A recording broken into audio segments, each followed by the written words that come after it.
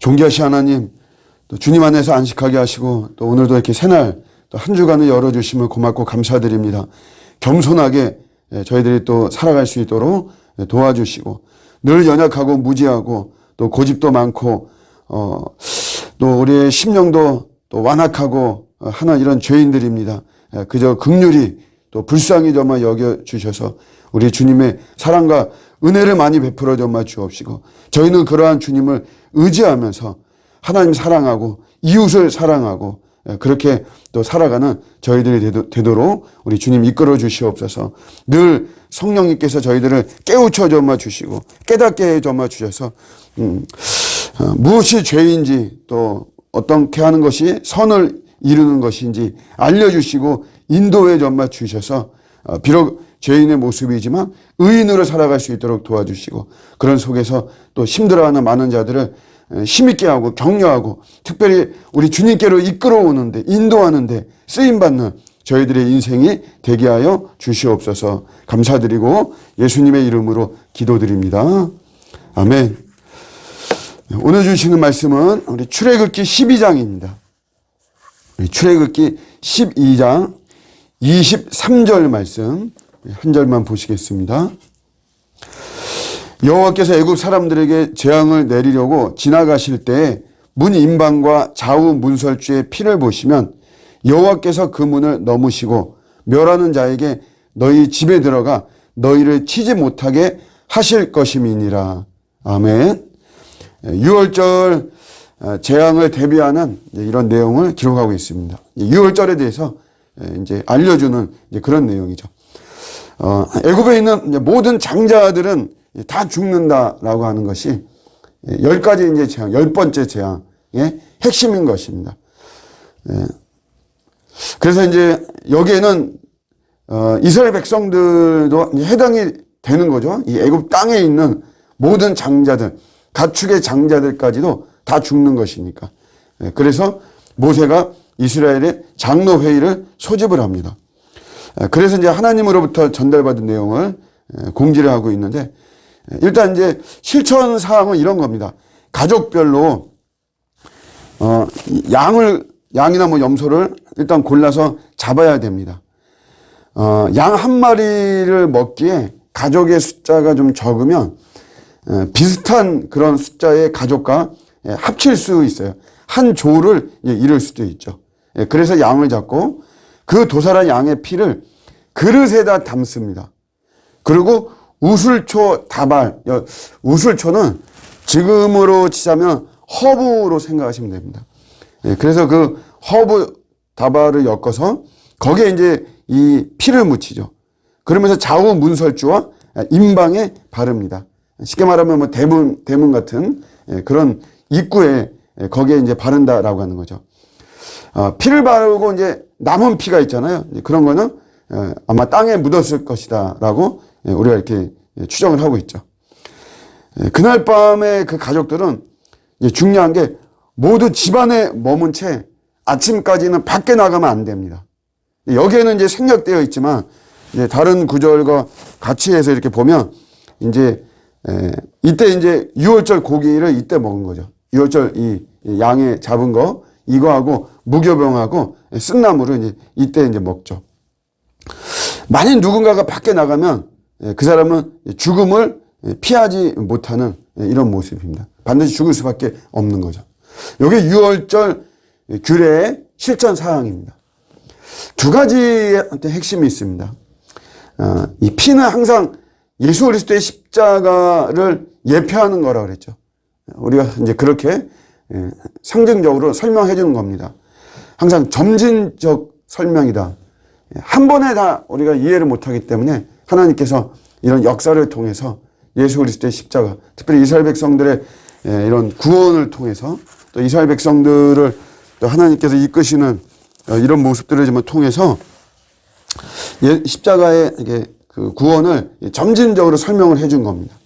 여기서도 이제 대표적으로 십자가를 예표하는 건데, 우리 핵심은 이제 이런 거죠. 구원의 근거가 사람에게 있지 않다는 것이에요. 그 히브리 사람들이 한 곳에 다 몰려 있어요. 거기에 그 장자가 죽지 않습니다. 그거는 그 사람이 뭐 괜찮고, 사람이 선하고, 사람이 뭐 양심이 있고, 도덕적으로 괜찮고, 그래서 그 사람이 살아나는 것은 아닙니다.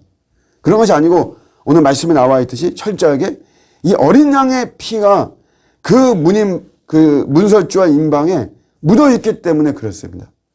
여호와의 사자, 여기서는 여호와로 아예 딱 직설적으로 언급을 하지만 이 여호와의 사자죠. 여호와의 사자가 그 장자를 치지 않고 넘어가는 거는, 다음 집으로 가는 거는, 이건 그 어린 양의 피 때문에 그렇게 된 거죠. 그 피가 바로 예수 그리스도의 보혈을 의미하는 거죠.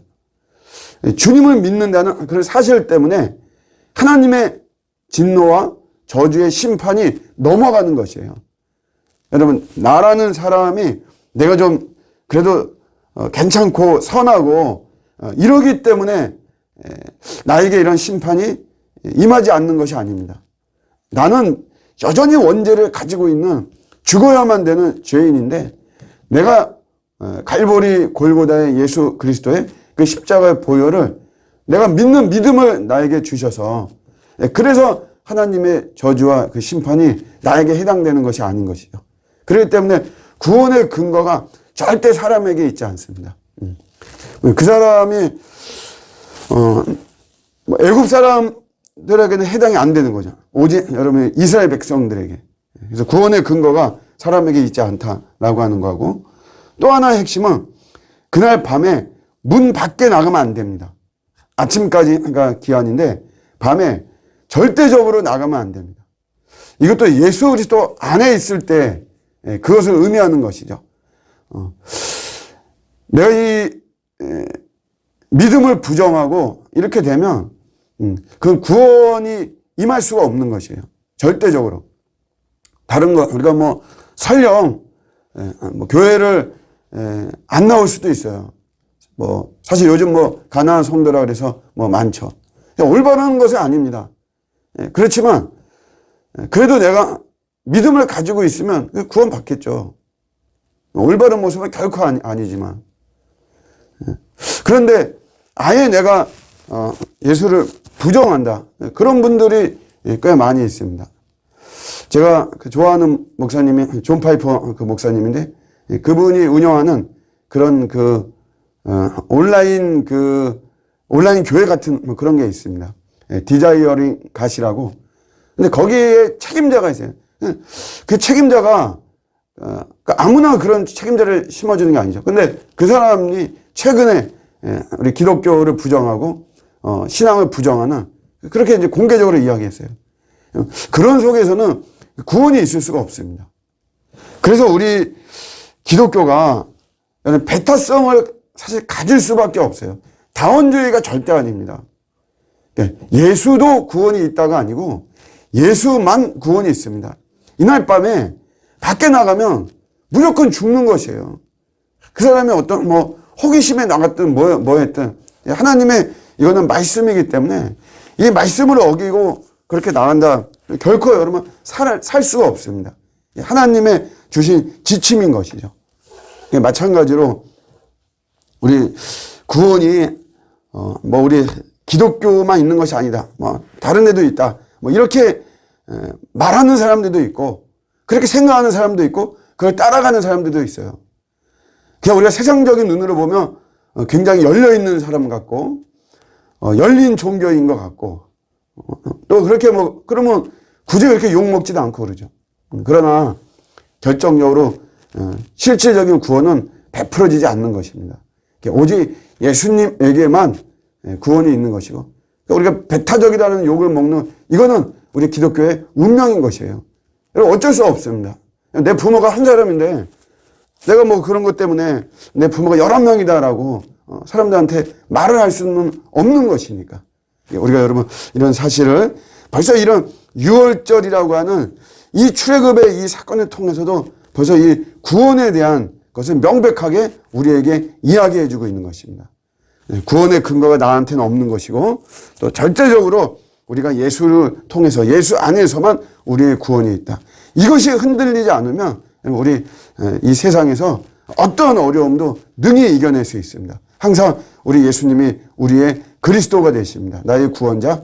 오늘도 이 구원자, 참 구원자 되신 예수님 안에서 온전한 삶을 살아가는 저와 여러분들의 복된 하루가 되시기를 주님의 이름으로 축복합니다. 아멘.